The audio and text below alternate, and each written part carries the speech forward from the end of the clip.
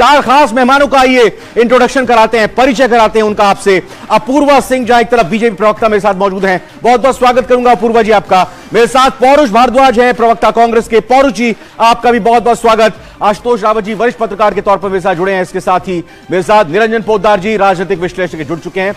निरंजन जी आपका भी बहुत बहुत शुक्रिया। और क्या निरंजन पोद्दार साहब हैं, अभी 68.77% 5 बजे तक का आया है सामने, अभी फिगर्स आगे और आनी बाकी है। ऐसा लगता है कि सुबह तक पूरी स्थिति साफ हो जाएगी। ये मैं फिर वही कहूंगा कि मतदान प्रतिशत रिपीट होता हुआ नजर आ रहा है। कहीं कोई लहर नजर नहीं आई, कहीं कोई आंधी तूफान नजर नहीं आया, साइलेंट वोटर दिख रहा था। और आज मुखरता के साथ वोट देने से पहले और वोट देने के बाद उनकी बातें सामने आई। आपने आज पूरे दिन के इस 11 घंटे के मतदान को देखकर क्या आभास लगाया है, क्या अंदाजा आपको हो रहा है? जी, सबसे पहले तो मैं आपके चैनल को और आपको बहुत बहुत बधाई देता हूं कि जिस तरीके से आपने पहले अनुमान लगाया था कि वोटर टर्नआउट क्या किस तरफ जाएगा, आज ये चीज साबित हो गई है कि वोटर टर्नआउट पिछले चुनाव के मुकाबले उससे ऊपर जा रहा है। और ये इसके लिए आप और आपके चैनल को बहुत बहुत बधाई जी, शुक्रिया। अब देखिए, ऐसा है रविंद्र जी, 3 दिसंबर तक आप ये मान के चलिए कि जो 1875 कैंडिडेट चुनाव लड़े हैं, जिनके अंदर निर्दलीय भी शामिल हैं, सारे के सारे जीते हुए हैं। किसी से भी पूछेंगे वो यही कहेगा कि मैं जीत रहा हूं। तो उससे पहले इस प्रकार की बहस और इस प्रकार की जो बातें हैं, इनका मेरे हिसाब से अब कोई मूल्य नहीं बचा है। ये सारी चीजें मूल्यहीन है। लेकिन जिस तरीके से आज यूथ निकला है, आज पूरे दिन आपके टेलीविजन चैनल के ऊपर रविंद्र जी जब मैं देख रहा था और आपके जो संवाददाता प्रत्येक सीट को कवर कर रहे थे और लोगों से बात भी करवा रहे थे, उनकी बाइट भी चला रहे थे, तो जिस तरीके से यूथ जोशो खरोश के साथ वोट देने के लिए निकला, तो मुझे ऐसा लग रहा है कि जो पेपर लीक मामला है वो शायद कांग्रेस की सरकार कांग्रेस पार्टी के ऊपर और कांग्रेस की सरकार के ऊपर भारी पड़ गया है। क्योंकि ये मैं आपको बार बार कह चुका हूं कि भारतीय जनता पार्टी अगर नंबर्स ऑफ वोट की बात करें तो राजस्थान के अंदर एज लेकर के चलती है। क्योंकि पिछले 20-25 वर्षों के चुनावों का अगर आप विश्लेषण करेंगे तो आपको यही चीज निकल करके आएगी। और मतलब इस बात का होता है कि वो वोट जो मतदाता है वो वहां कास्ट करने तक, पोलिंग बूथ तक पहुंचता है या नहीं पहुंचता, तो वो आज पहुंचता हुआ। लाइनें तो लंबी लंबी महिलाओं की भी देखने को मिली निरंजन जी। तो कांग्रेस तो ये कहेगी कि जो मोबाइल हमने दिए, जो योजनाएं महिलाओं के लिए सिलेंडर की और जो हमने वादा किया कि 10,000 रुपए साल में मिलेंगे, उसके लिए महिलाएं कांग्रेस के लिए निकली वोट डालने के लिए। लेकिन रविंद्र जी, मैं आप ही के चैनल के ऊपर देख रहा था, कई महिलाओं से आपके संवाददाताओं की बातचीत हुई। वो ये कह रही थी कि हमारे लिए महिला सुरक्षा और महिलाओं का मान सम्मान सबसे ज्यादा प्राथमिकता रखता है। तो उसी हिसाब से भी मुझे ऐसा लगता है कि महिलाओं का भी जिस तरीके से अभी महिला आरक्षण बिल पास हुआ और तमाम जिस तरीके से राजस्थान के अंदर जो रेप की घटनाएं हुई और जो महिला अपराध की घटना हुई, मुझे ऐसा लग रहा है कि मोबाइल के ऊपर राजस्थान की महिलाएं मान सम्मान को ज्यादा तवज्जो देंगी। और वहां पे भी मुझे ऐसा लग रहा है कि महिलाओं का वोटर टर्नआउट जो है वो भी कहीं ना कहीं भारतीय जनता पार्टी के पक्ष में। निरंजन जी, आज के मतदान के मुद्दों की अगर बात देखें तो महिला अपराध की हमने देखा, पेपर लीक का यहां पर जिक्र हुआ, तुष्टीकरण के भी आरोप लगाए गए। कांग्रेस की तरफ से कहा गया कि चुनाव आते ही ये ध्रुवीकरण करने की कोशिश करते हैं। आज हुई कुछ घटनाओं का जिक्र और उल्लेख करना चाहूंगा, क्योंकि आप भी लगातार सोशल मीडिया से लेकर अपने सोर्सेज के जरिए खबरों को सहेज रहे थे, समेट रहे थे, उनको देख रहे थे। आज देखने में सामने आए, चाहे तिजारा हो या जयपुर के एक तरह से कहें कि आदर्श नगर सीट की बात हो, या पुराने शहर की बात हो, या फिर इसके अलावा हम दूसरी जगहों पर भी जाएं, वहां पर भी कुछ इस तरह के आरोप लगे बूथ कैप्चरिंग के, वहां पर फर्जी मतदान के, हिंसा हुई, मतदान कर्मियों को भगाया गया। और एक पक्ष दूसरे पक्ष पर यह भी आरोप लगाते हुए दिखा कि उनके परिवार के 4 अगर मेंबर हैं तो उनमें से 2 के वोट हैं, 2 के वोट नहीं है। तो ये भी आरोप आज पूरे सिस्टम पर उठाए गए हैं। क्या तुष्टीकरण और ध्रुवीकरण का मुद्दा इस बार यहां पर देखने को मिला आज मतदान में?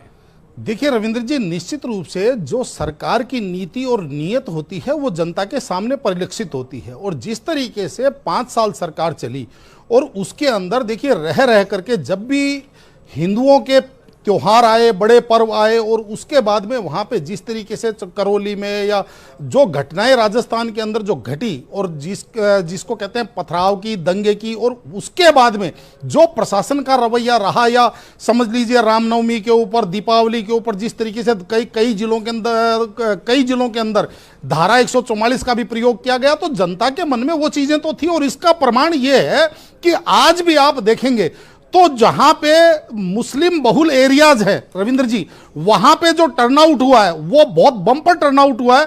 तो इसका अर्थ यह हुआ कि भाई कहीं ना कहीं पोलराइजेशन इसके अंदर, इस चुनाव के अंदर भी प्रभावित था। इसको आप नकार नहीं सकते, ये जो टर्नआउट देख करके।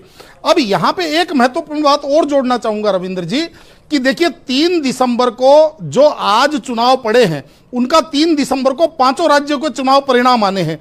और जिस तरीके से अभी हम महिला अपराध की बात कर रहे थे, महिला मान सम्मान की बात कर रहे थे, जनता के जनादेश का भी सम्मान होना चाहिए। क्योंकि कई बार क्या होता है कि चुनाव लगातार हारते ही जनादेश पे उंगली उठा देते थे, कह देते हैं ईवीएम हैक हो गई, लोकतंत्र पे कब्जा हो गया। तो मेरा ये एक निवेदन है तमाम राजनीतिक पार्टियों से कि परिणाम आपके ऐच्छिक आए, आपके विपरीत आए, लेकिन कम से कम जनादेश का आप अपमान मत करिएगा। अगर आप आज जीत का दावा कर रहे हैं तो उसके बाद में 3 दिसंबर को भी ये कहिएगा कि जनता ने हमें नकार दिया। ये मेरा निवेदन है आपके चैनल के माध्यम से। निरंजन जी, आपने बात बिल्कुल सही कही, लेकिन चूंकि मैं अगर सवाल बीजेपी या कांग्रेस किसी से भी ये करूंगा तो हाइपोथेटिकल क्वेश्चन वो मानकर चलेंगे और दोनों ये दावा करेंगे कि सरकार तो हमारी बनने जा रही है, इसलिए सवाल ही नहीं उठता कि अगर ये मैंडेट हमारे फेवर में नहीं होता तो हम 14 के बाद में कदाचित यही परिस्थिति देखी गई है तमाम चुनावों के बाद में। केवल कर्नाटक और हिमाचल के चुनाव परिणाम के बाद में ये जो एक रुधाली वाला जो गैंग है वो कहीं ना कहीं विलुप्त हो गया। उससे तो निरंजन जी, नतीजे तो 3 दिसंबर को आएंगे, लेकिन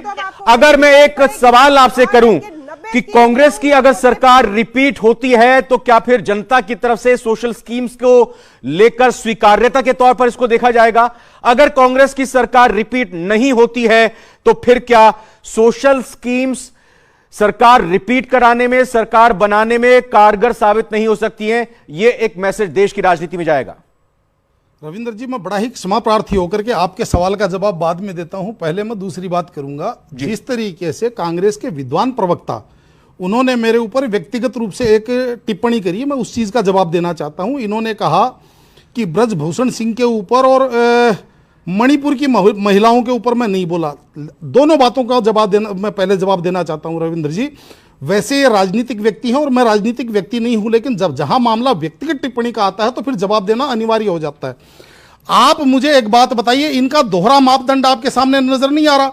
अभी जब बालकनाथ जी की गाड़ी में टक्कर हो रही है, ये कह रहे हैं कि ये तो आरोप है, पहले जांच होने दीजिए, पहले इसकी जांच होगी। ये इसका अभी तो ये आरोप है, मतलब अभी आरोप है, अभी इसके अंदर इसकी जांच होना जरूरी है। उनकी बात मानने की कहीं कोई आवश्यकता नहीं है। लेकिन ब्रजभूषण सिंह के ऊपर जब आरोप लगे तो उनको सीधा फांसी पे लगा दो, कोई जांच की आवश्यकता नहीं, कोई किसी चीज की आवश्यकता नहीं, सीधी उनको उठा करके तिहाड़ जेल में ठोक दो। इनका ये दोहरा मापदंड हुआ कि नहीं हुआ? दूसरी बात, ये मणिपुर की जो महिला उत्पीड़न की घटना है, मैं पहले बता दूं रविंद्र जी, किसी भी महिला के साथ, चाहे देश के किसी भी कोने की किसी भी महिला के साथ कोई भी अगर अभद्रता होती है तो वो दुर्भाग्यपूर्ण है। लेकिन मणिपुर का जो कल्चर और राजस्थान की जो महिलाओं का कल्चर, दोनों का इन्होंने क्या सिमिलर कर दिया?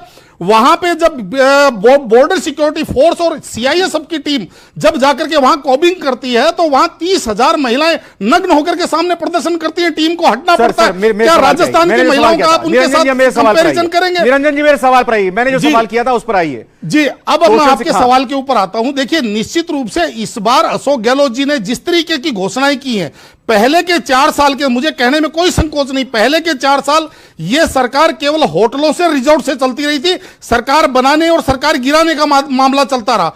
लेकिन अंतिम एक जो चुनावी वर्ष है उसके अंदर पूरा का पूरा, जिसके कहते हैं पूरा एकदम पिटारा खोल दिया, घोषणाएं कर दी कि धरातल पे कितनी इंप्लीमेंट होगी, नहीं होंगी। अब या तो अशोक गहलोत जी जब आएंगे तो उनको, जैसे हिमाचल के अंदर इन्होंने वायदे किए लेकिन सरकार बनते ही इनको पहले पेट्रोलियम पे वेट बढ़ाना पड़ा, या तो अशोक गहलोत जी आते ही पहले राजस्थान की जनता का गला घोटेंगे, या फिर अपने किए हुए वादों को ठंडे बस्ते में डालेंगे। और अगर भारतीय जनता पार्टी की सरकार बनती है तो उनके लिए मेरे हिसाब से इतनी बड़ी लायबिलिटी खड़ी कर दी कि अगले 5 वर्ष कोई भी मुख्यमंत्री अपनी सरकार चलाएगा तो आप ये समझ लीजिए अंगारों पे लेटेगा, इन घोषणाओं को अगर पूरा करना है तो। अगली सरकार जो राजस्थान निरंजन पोद्दार साहब, लास्ट कमेंट सर, फिगर्स आपकी तरफ से, और तीसरा फैक्टर कितना महत्वपूर्ण है, जरूरत पड़ेगी क्या बीजेपी या कांग्रेस को इनकी? रविंद्र जी, जिस तरीके से 40 के करीब सीटों के ऊपर हनुमान बेनीवाल और भीम आर्मी चीफ चंद्रशेखर जी की पार्टी कांटे समझ लीजिए ट्रायंगल फाइट कर रही है, और आज का जो वोटर टर्नआउट देख करके मुझे ऐसा लग रहा है भारतीय जनता पार्टी लगभग 115 सीटें, कांग्रेस 70 से 75 सीटें और आरएलपी गठबंधन 10 सीटें, बाकी अन्य सीटें प्लस माइनस 5%, इसको आप वेरिएशन मान के चलिएगा। बहुत बहुत धन्यवाद, बहुत बहुत शुक्रिया निरंजन पोद्दार जी, आशुतोष जी का बहुत बहुत धन्यवाद, पौरुष जी आपका बहुत बहुत शुक्रिया, और अपूर्वा जी आपका भी बहुत बहुत धन्यवाद। शुभकामनाएं आप सभी।